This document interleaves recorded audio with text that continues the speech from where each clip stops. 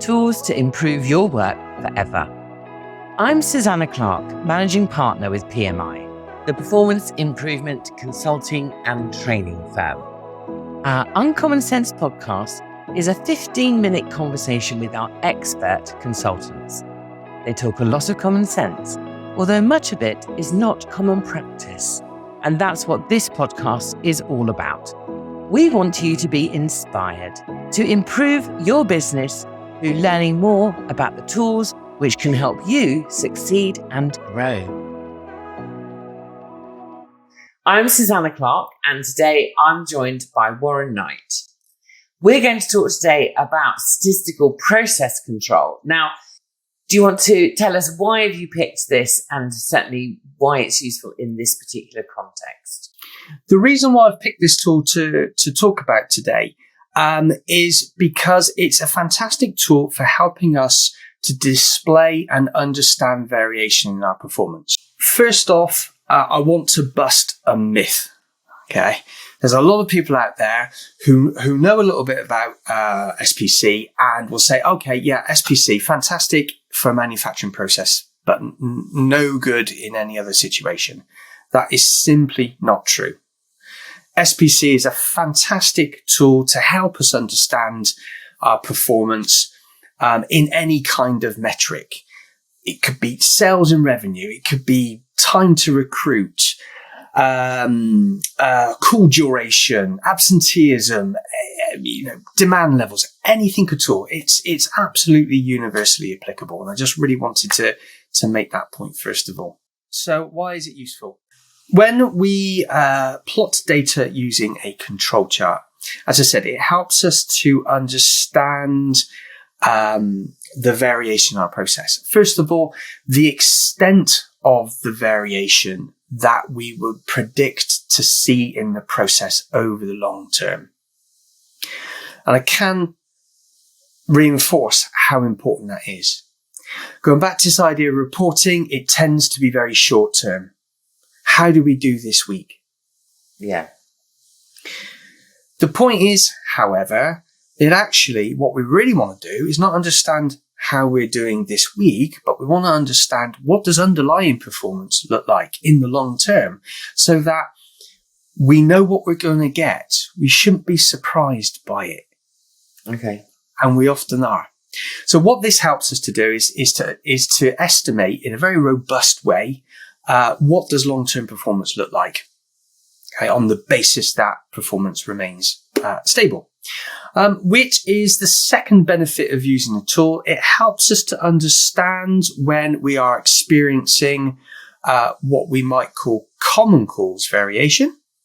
Okay, so this is normal performance due to the way the process is designed, its inputs, its operation, versus what we might call abnormal performance, where there is some special event, some significant change to the process, which is giving us some abnormal results. And so being able to detect the two different types of variation not only helps us to recognize when performance is unstable, in other words, it's changing. It also, importantly, informs us when it's economic to go and investigate a particular result, because we might find something useful, we might learn from it. Okay. So instead of investigating everything, the point about it being economic is that we're not wasting time investigating what's actually just normal. Yes, but the problem, and it's not that we like variation. No. It's the fact that we need to tackle it differently. In truth, the results that we get are not often due to a significant event, that the cause of which we can put our finger on and say it was due to that. Mm-hmm. Most often performance is due to the interaction of lots of factors. And so investigating each data point to say what happened is kind of not economic, because the answer is a number of things happened. Yeah. and it's impossible to put your finger on it. So what it does, and this is really important and something I'm very passionate about, this concept of managers need to understand the different types of variation so that they react appropriately, okay, and don't tamper. And if we want to reduce the common causes of variation, then we need to work to redesign the process. Right. Rather than chase down single events. Yes. So there are some scenarios where it's a special event, and yes, you do want to chase that down, investigate that, and understand that. But it's always up and down a bit on a day by day, week by week, month by month. It's not going to help you unless you have a systematic approach to reviewing that in a different way. Yes. Okay. And if you like, that is the basis for, Six Sigma improvement systems, tackling and reducing common cause variation. Okay. So, Ron, can you give us an example of that type of example where, a data set that's being recorded in a control chart and the different types of variation you're talking about? Yes, I do, Suze. So going back to the first benefit of the control chart about really understanding the full extent of performance in the long term. Working with a client recently, they were reviewing a metric which is around percentage conversion rates between one product and another product. Mm-hmm. They had a goal, and that was to get 70% conversion from one to the other. And the way that they analysed the data was to look at the conversion rate for this month versus the same month in the previous year. All right. And what they'd recognised is for the last 2 or 3 months, the conversion rate had dropped below target.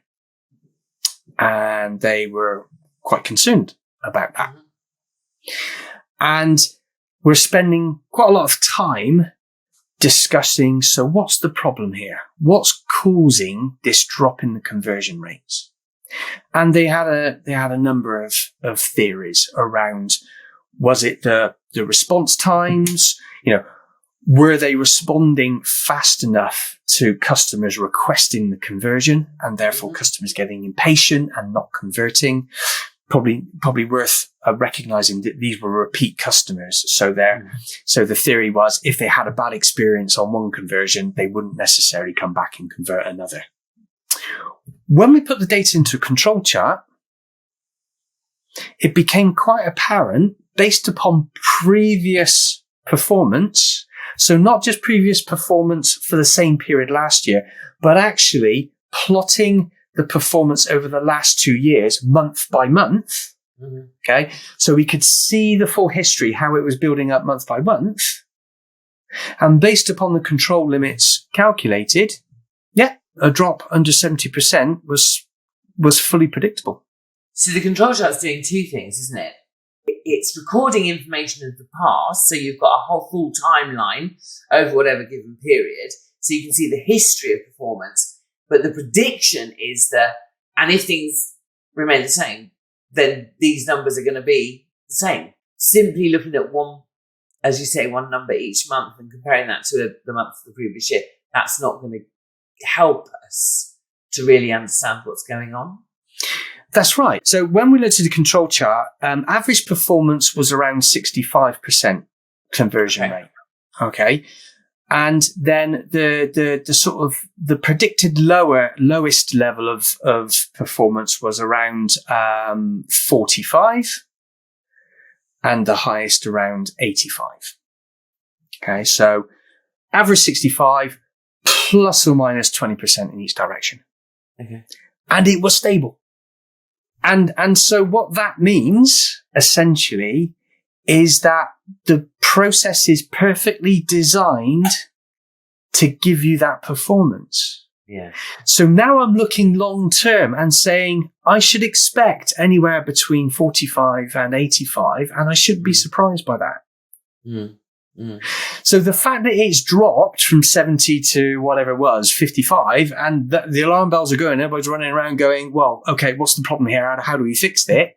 Actually, the system is designed to do that. It's designed to give you that result.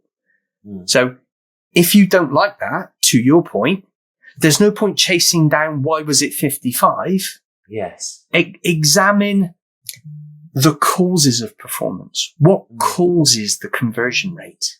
And fix it at the process design level. Yes. Because also in your example, the average is 65, which is below where they wanted it anyway. Yeah. And I have to say, I have much empathy with that client, because many years ago as a manufacturing manager, I come to, when I was introduced to control charts, I had the same epiphany. Some weeks, I achieved and we'd celebrate. Some weeks we wouldn't meet our targets. But once I'd understood control charts, I was able to see that actually in the long term, that was absolutely predictable. And I needed a different approach. Yes. So, in summary, what would you say? What are your top tips? Well, two things. It's very much about, firstly, the data. So let's talk about the data.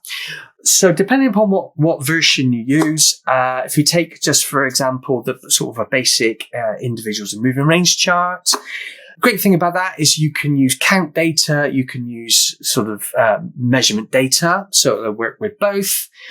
But the key point here is the data must be collected and plotted in time order sequence. Okay. So if you're collecting data on a daily basis, it must be plotted in that daily series. Remember that what the control chart's trying to do is it's trying to estimate the full extent of performance in the long term. So therefore, you want your data collection process to collect data under a wide range of circumstances that the process finds itself in. So with different operators, with different levels of knowledge, different customers, different customer sort of demand types, different machines, so that we're not only seeing performance when everything's perfect, we're seeing it across the full range, because otherwise it's not doing its job of explaining the natural behavior that you're going to see in the process. And that's really important to think about that. What works well, therefore, is a systematic data sampling kind of approach. Maybe we're collecting a data point at 9 o'clock, 11 o'clock, 2 o'clock, 4 o'clock, along that lines. Keep it systematic. Over time, as long as we're disciplined, we'll cover those circumstances. A lot of people ask me, how much data do I need? And again, what's wonderful about SPC is it can give you an incredibly robust estimate from quite a small sample of data. So 20 to 30 data points is ample. But as soon as I say that, my next point is don't wait till you've got the 30. Even if you've only got 5 data points, 8 data points, start your control chart. Even if it's a soft view, at least you have some view of variation rather than no view of variation. If you're starting your sort of baseline, what we might call the learning phase with historical data, make sure that historical data is fresh. In other words, it's representative of the current process.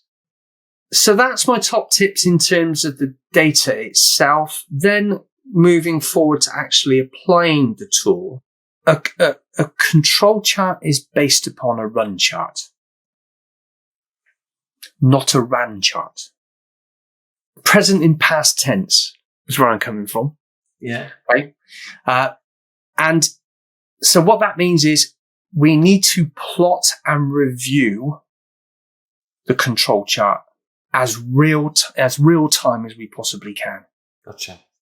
Otherwise, it's not going to be the most powerful smoke detector because we need to see those signals and we need to be able to respond to them quickly. And my final top tip is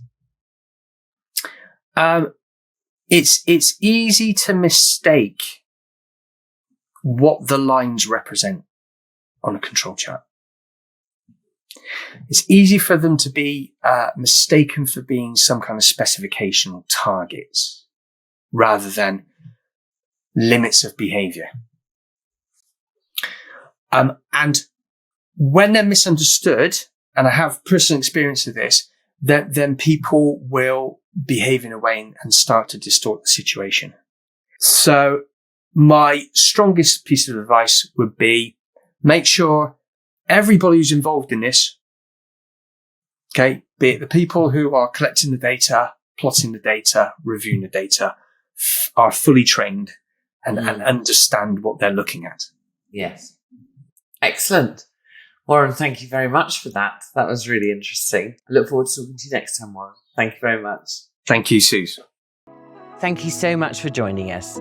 You can find more episodes of our Uncommon Sense Tools to Improve Your Work Forever in our Knowledge Hub on our website, or, of course, your favourite podcast platform.